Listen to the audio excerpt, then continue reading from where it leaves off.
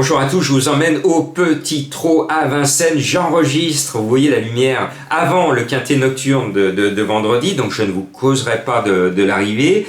À Vincennes, un joli lot avec quelques-unes des bonnes de la génération et la reine de la génération qui va être en tête de ma sélection.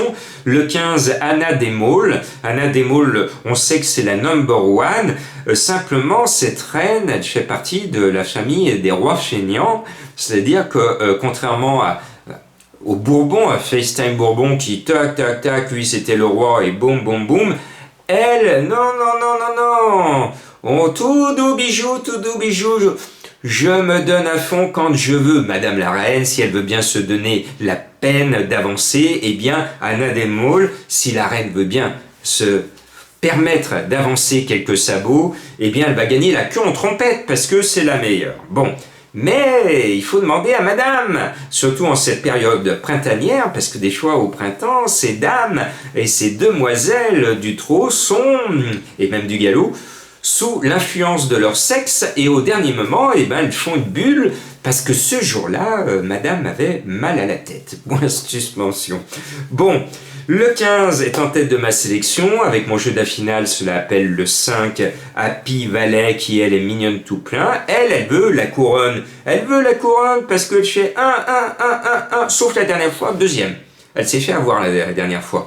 Et ben, si elle veut détrôner la reine, si elle veut faire sa révolution à elle, eh bien qu'elle gagne ce quintet. Et moi j'y crois. Ça va jouer 15-5 ou 5-15. Chiche. On peut faire dans les deux sens pour ceux qui font des champs réduits. Après, on va mettre JMB qui nous a préparé le 10 Uwaga. Mais là, quand on écoute cette année la musique du Uwaga, ça nous donne là aussi mal à la tête. Première, en début d'année, 5e, distancée, 4e, 9e, 10e, oh là là là là là là.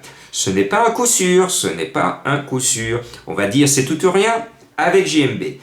Le 10 Uwaga, mais elle est bonne, elle était préparée, donc moi je la mets quand même haut dans ma sélection. Et puis, il y a le 12 Eliade du Goutier qui fait une rentrée, mais elle est prête. Moi j'aime bien l'entraîneur Garato qui est un entraîneur classique qui s'est préparé. J'aime bien Gilormini, son driver, défiré des 4. Bon, elle va courir proprement, elle va défendre notre argent.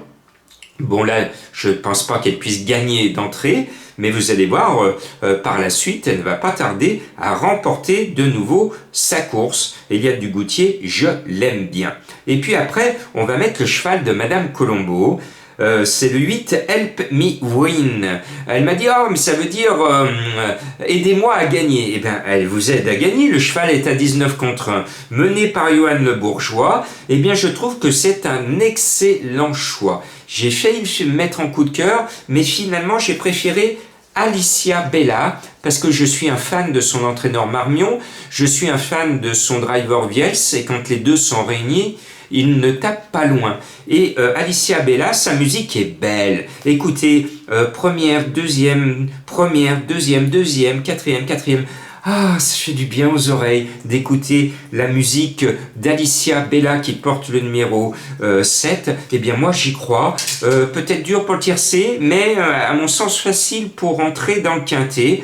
Je suis chaud avec elle, mais pour les petites places, 4-5e. Et puis, on va mettre une autre qui devrait avoir une bonne musique, mais elle fait des couacs. C'est Aïda Sauton, le 3, un coup bien, un coup pas bien. Distancée, première la dernière fois. Donc ça veut dire que le coup suivant distancé, c'est loin d'être un coup sûr.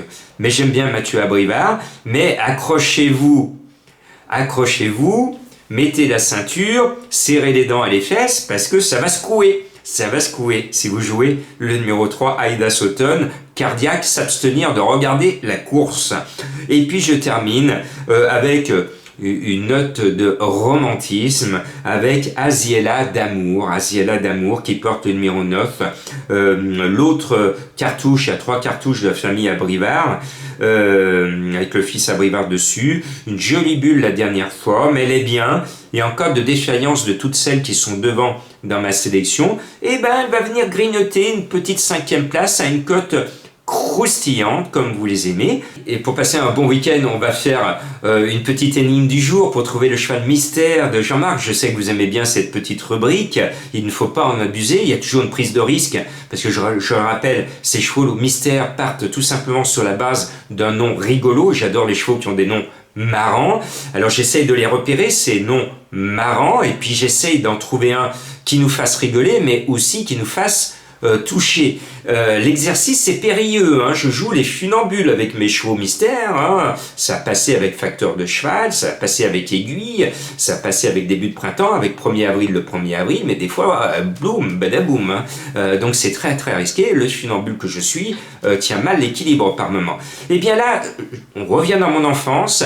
Ma maman me mettait au boulot quand j'étais petit, elle me donnait un chiffon, elle me disait « Tiens, mon fils, va faire le ménage ». Alors Madame Colombo aussi, elle me dit ça. Eh bien, je faisais le ménage, et ma maman, comme Madame Colombo, quand elle repassait derrière moi, oulala. Eh bien, là, il y a mon cheval mystère. À vous de le découvrir. Bon week-end.